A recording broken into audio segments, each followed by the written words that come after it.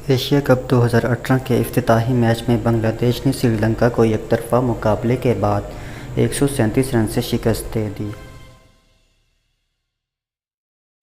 इस जीत के साथ उन्होंने टूर्नामेंट में शरीक दीगर टीमों के लिए ख़तरे की घंटी भी बजा दी, जबकि शानदार सेंचुरी स्कोर करने पर मुशफ़िकुर रहीम मैन ऑफ द मैच करार पाए।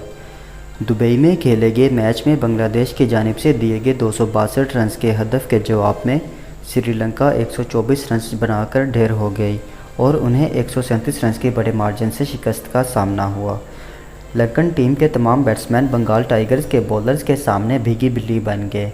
सिर्फ दिलरन परेरा 29, ओपल तिरंगा 27 और सरंगा लकमल 20 रन के साथ थोड़ी बहुत मज़ाहमत कर सके। ताहम बांग्लादेश की जानिब से कप्तान मुशर्रफी मुर्तज़ा, मुस्तफ़िज़ुर रहमान और मेहदी हसन मिर्ज़ा ने 2-2 शिकार किए और रुबील हुसैन ने 1 विकेट हासिल की।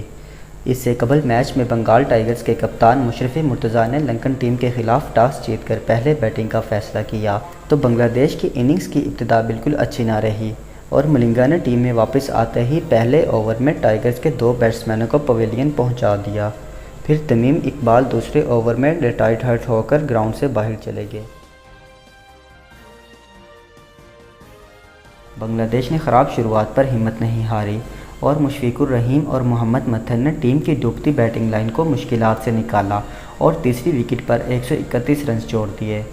134 के मजमूई स्कोर पर मोहम्मद मथन 63 रन बनाकर मलिंगा की तीसरी विकेट बन गए।